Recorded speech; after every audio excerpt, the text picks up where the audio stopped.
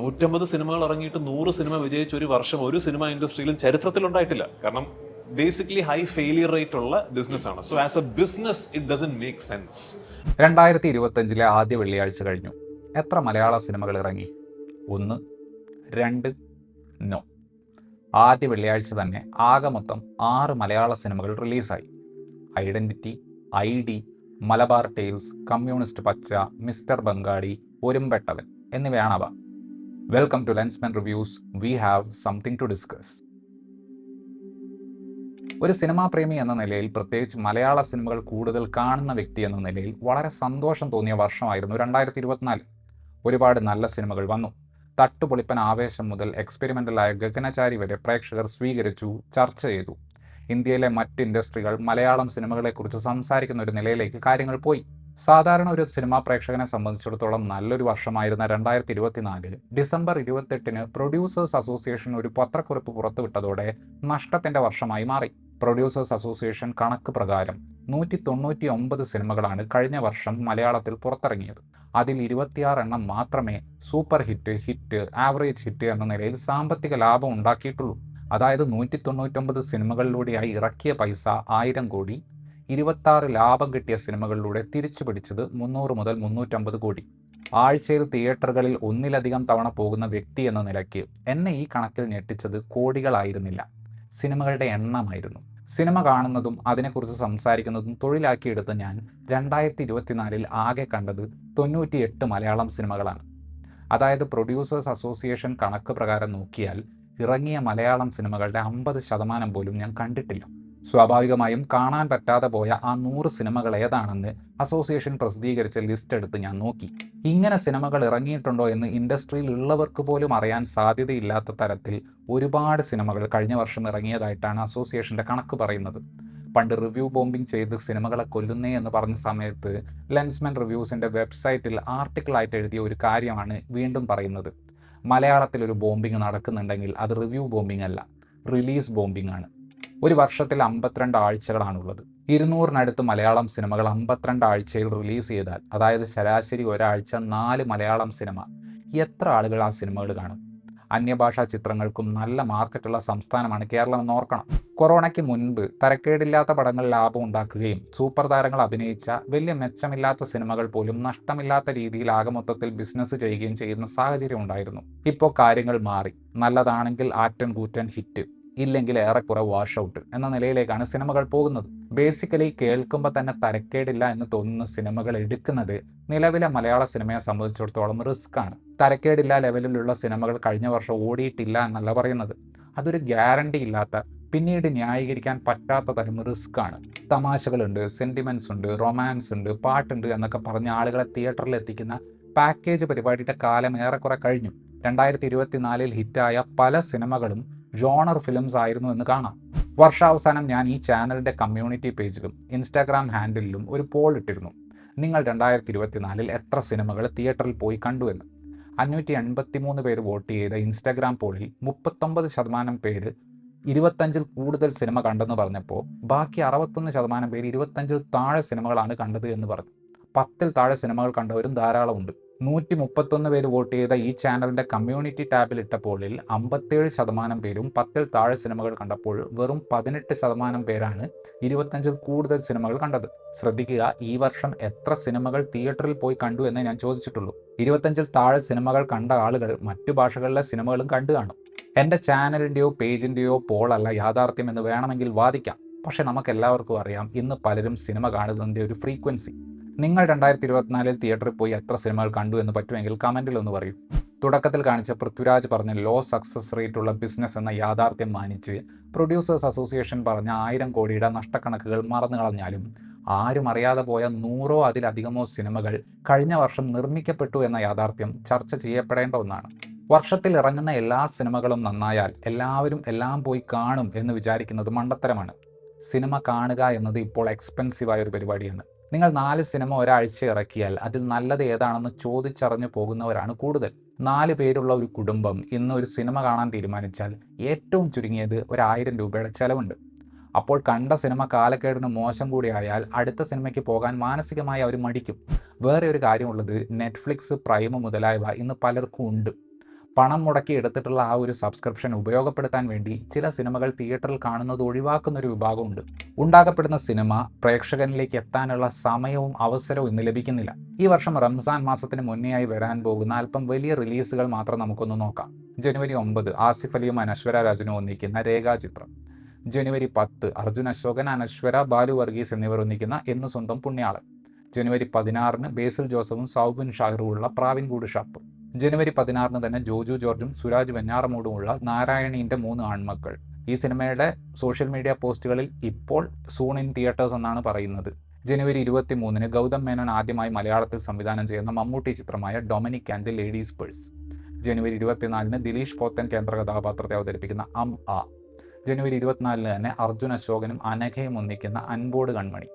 ജനുവരി 30 ഏറെ പ്രതീക്ഷകളുള്ള തരുൺ മൂർത്തി മോഹൻലാൽ ചിത്രം തുടരും. ഫെബ്രുവരി 6 കലാസംവിധായകനായ ജ്യോതിഷ് ശങ്കർ ആദ്യമായി സംവിധാനം ചെയ്യുന്ന ബേസിൽ ജോസഫ് നായകനായ പൊന്മാൻ. ഫെബ്രുവരി 14 നീണ്ടുപോയ പോസ്റ്റ് പ്രൊഡക്ഷൻ വർക്കുകൾക്ക് ശേഷം ഒടുവിൽ വരുന്ന മമ്മൂട്ടിയുടെ ബസൂക്ക. ഫെബ്രുവരി 14 തന്നെ അരുൺ ഡി ജോസ് ഒരുക്കിയിട്ടുള്ള ബ്രൊമാൻസ്. ഫെബ്രുവരി 14 ജിത്തു മാധവൻ എഴുത്തും സഹനിർമ്മാണവും നടത്തിയിട്ടുള്ള സജിൻ ഗോപുവും അനശ്വരയും ഒന്നിക്കുന്ന പൈങ്കിളി. ഫെബ്രുവരി 14 ബോക്സിംഗ് പശ്ചാത്തലത്തിൽ ആന്റണി വർഗീസ് നായകനായി വരുന്ന ദാവീദ്. റിപ്പോർട്ടുകൾ ശരിയാണെങ്കിൽ ഫെബ്രുവരി 20 മാർട്ടിൻ പ്രക്കാട്ട് നിർമ്മിച്ച് ജിത്തു അഷ്റഫ് സംവിധാനം ചെയ്യുന്ന കുഞ്ചാക്കോ ബോബൻ നായകനായ ഓഫീസർ ഓൺ ഡ്യൂട്ടിയും വരുന്നുണ്ട്. ഐഡന്റിറ്റിക്കും ഐഡിക്കും കൂടെ ആരും അറിയാതെ പോയ 4 സിനിമകൾ ഇറങ്ങിയതുപോലെ ഞാൻ ഇപ്പോൾ പറഞ്ഞ സാമാന്യം താരമൂല്യമുള്ള സിനിമകളുടെ കൂടെയും ഉണ്ടാകും ഒരുപാട് അൽപായുസുള്ള പരൽമീനുകൾ. 70 കോടി രൂപ ഗ്രോസ് കളക്ഷൻ ലഭിച്ചൊരു മലയാള സിനിമയ്ക്ക് വെറും 5 കോടിയാണ് OTT പ്ലാറ്റ്ഫോമുകൾ കൊടുക്കുന്നത് എന്നാണ് ഈ അടുത്ത് കേട്ടത്. അതുപോലെ തന്നെ നെറ്റ്ഫ്ലിക്സ് പോലെ ഒരു പ്ലാറ്റ്ഫോമിന് മാസത്തിൽ ഒരു മലയാളം സിനിമ മതി. നമ്മുടെ ചില സൂപ്പർതാര സിനിമകൾ പോലും കഴിഞ്ഞ വർഷവും അതിൻ്റെ മുന്നത്തെ വർഷവും OTT പ്ലാറ്റ്ഫോം കിട്ടാതെ കഷ്ടപ്പെടുന്ന സാഹചര്യം ഉണ്ടായിരുന്നു. തിയേറ്റർ വരുമാനം മാത്രമാണ് നമ്മുടെ സിനിമകളെ ഹിറ്റാക്കുന്നത് എന്ന സ്ഥിതിവിശേഷം കാരണമാണ് ഒരർത്ഥത്തിൽ 2024 ഹിറ്റുകളുടെ എണ്ണം കൂടിയത്. ഇന്ന താരമുണ്ട് എന്ന് പറഞ്ഞ് OTTയിലോ ചാനലിലോ പോയാൽ കോടികൾ തരുന്ന സാഹചര്യം നിലവിലില്ല. ഇത്രയധികം തിയേറ്റർ ബിസിനസ്സിനെ ഡിപ്പെൻഡ് ചെയ്യുന്ന ഇൻഡസ്ട്രിയിൽ ഒരു മാസം എല്ലാ ആഴ്ചയിലും സാമാന്യം വലിയ താരങ്ങളുള്ള 2 സിനിമ വീതം ഇറക്കുമ്പോൾ എങ്ങനെയാണ് സിനിമകൾക്ക് അതിൻ്റെ സാമ്പത്തികം റിക്കവർ ചെയ്യാനുള്ള സ്പേസ് കിട്ടുക? നല്ല ഷോസ് എങ്ങനെ കിട്ടും? മുകളിൽ പറഞ്ഞതെല്ലാം മലയാള സിനിമകൾ മാത്രമാണ്. തമിഴും ഹിന്ദിയും ഇംഗ്ലീഷും ഇപ്പോൾ തെലുങ്കും കന്നഡയും ഒക്കെ നമ്മുടെ നാട്ടിൽ റിലീസ് ചെയ്യുന്നുണ്ട്. യാതൊരു പ്ലാനിങ്ങും ഇല്ലാതെ ആഗ്രഹം മാത്രം മനസ്സിൽ വെച്ച് പടങ്ങൾ ചെയ്ത് ഒരാഴ്ച കഷ്ടിച്ച് തിയേറ്ററിൽ ഓടി തിയേറ്ററുകൾ റൺ അവസാനിക്കുന്ന അവസ്ഥയിലേക്കാണ് കാര്യങ്ങൾ പോകുന്നത്. പ്രേക്ഷകരെ സംബന്ധിച്ചിടത്തോളം എല്ലാ ആഴ്ചയും പുതിയ പുതിയ സിനിമകൾ വരുന്നത് ചോയ്സിൻ്റെ എണ്ണം വർദ്ധിപ്പിക്കുന്ന ഒരു കാര്യമാണ്. പക്ഷേ നെറ്റ്ഫ്ലിക്സോ പ്രൈമോ തുറന്ന് കുറേ പടങ്ങൾ ബ്രൗസ് ചെയ്ത് അവസാനം ഒന്നും കാണാതെ പൂട്ടിവെക്കുന്ന അവസ്ഥ നമ്മളിൽ പലരും ഫേസ് ചെയ്യാറില്ലേ? ചവറുപോലെ സിനിമകൾ വന്നാൽ അങ്ങനെ ഒരു മടുപ്പ് വരാനുള്ള സാധ്യതയുമുണ്ട്. ഇങ്ങനെ മാസത്തിൽ 1 ഡസൻ സിനിമ വെച്ച് ഇറക്കിയതിന് ശേഷം കച്ചവടം നഷ്ടത്തിലാണ് എന്ന് കൊല്ലാവസാനം കരയുന്നതിൽ എന്താണ് അർത്ഥം? ഒരർത്ഥത്തിൽ ഉത്തരവാദിത്തപ്പെട്ട സിനിമാ സംഘടനകൾ ചെയ്യേണ്ടത് ക്വാളിറ്റി കൺട്രോൾ എന്ന കാര്യമാണ്. പിന്നെ ഒരു നല്ല റിലീസിംഗ് സ്ട്രാറ്റജി. പറയുന്നത്ര എളുപ്പമല്ല എന്നറിയാം.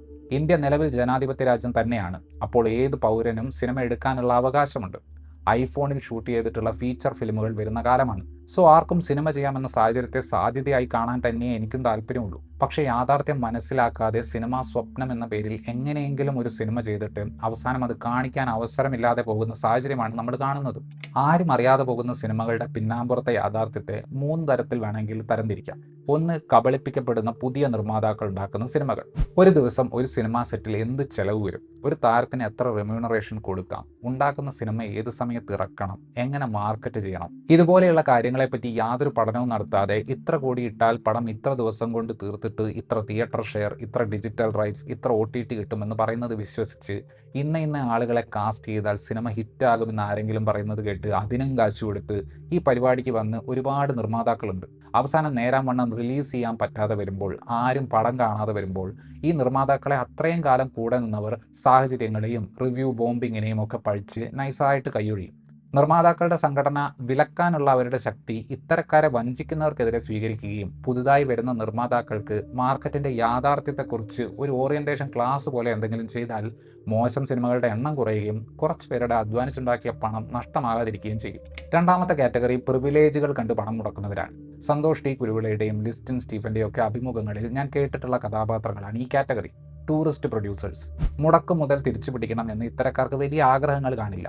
ഒരുപാട് കാശുണ്ട്, പക്ഷേ അതിനൊത്ത പബ്ലിസിറ്റി ഇല്ല എന്ന തോന്നൽ കാരണം ഒരു സിനിമ ഉണ്ടാക്കി കളയാമെന്ന് വിചാരിക്കും. അവരുടെ പേര് വെള്ളിത്തിരയിൽ വരുന്നതും പ്രധാന നടീനടന്മാർ അവരുടെ വീട്ടിൽ വരുന്നതും സുഹൃത്തുക്കളാകുന്നതും ഒക്കെയാണ് അവർക്ക് ഈ സിനിമാ നിർമ്മാണത്തിൽ നിന്നുള്ള റിട്ടേൺ ഓഫ് ഇൻവെസ്റ്റ്മെൻറ്റ്. ഇതിനെ മുതലെടുത്ത് സിനിമകൾ ചെയ്യുന്ന സംവിധായകരും നടീനടന്മാരും ഉണ്ട്. പിന്നെ മൂന്നാമത്തെ കാറ്റഗറി കള്ളപ്പണം വെളുപ്പിക്കാൻ വരുന്നവർ. കുറച്ച് വർഷങ്ങൾക്ക് മുമ്പ് ഏതോ ഒരു സിനിമ കഴിഞ്ഞ് ഇതൊക്കെ സ്ക്രിപ്റ്റ് കേൾക്കുമ്പോൾ ഏതെങ്കിലും ബോധമുള്ളവൻ ഇതൊക്കെ കാശിറക്കി സിനിമയാക്കുമോ എന്ന് വണ്ടറടിച്ച് സിനിമാ മേഖലയുമായി ബന്ധമുള്ള ഒരാളോട് ആളുകൾക്ക് ഇത്രയും ജഡ്ജ്മെൻ്റ് ഇല്ലേ എന്ന് ചോദിച്ചപ്പോൾ ആ വ്യക്തി ഒരു ചെറിയ ചിരിയോടെ പറഞ്ഞത്, കൂടുതലൊന്നും ചോദിക്കരുത്, അതൊരു ബ്ലാക്ക് ആൻഡ് വൈറ്റ് പടമാണ്. ഇതിന് മുന്നേ പറഞ്ഞ രണ്ട് കാറ്റഗറിയും മനസ്സിലാക്കാൻ സ്വല്പം ബുദ്ധിമുട്ടുള്ളതാണ്. പക്ഷേ ഇത് കണ്ടെത്താൻ അത്ര ബുദ്ധിമുട്ടുണ്ടാകില്ല. ബുക്കിംഗ് ആപ്പിൽ ഫുള്ളായി സീറ്റ് കാണിച്ച് തിയേറ്ററിൽ എത്തുമ്പോൾ ആ ഭാഗത്ത് ആരുമില്ലാത്ത സിനിമകൾ.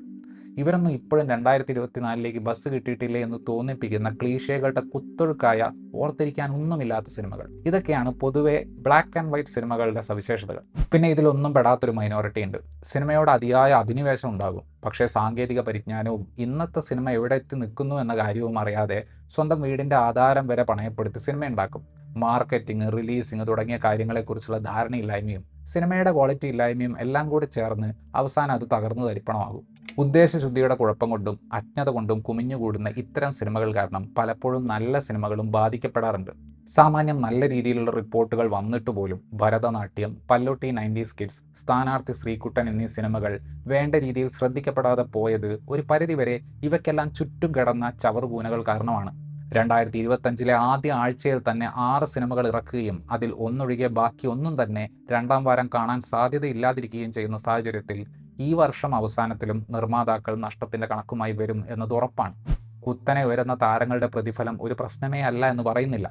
പക്ഷേ യാതൊരു പ്ലാനിങ്ങും ഇല്ലാതെ വലുതും ചെറുതുമായ സിനിമകൾ തൊട്ടടുത്ത ആഴ്ചകളിൽ ഇറക്കിവിട്ട് ആളുകൾ പടം കാണാൻ വന്നില്ല, പടം നന്നായിട്ട് ഓടിയില്ല എന്നൊക്കെ പറയുന്നതിൽ യാതൊരു അർത്ഥവുമില്ല.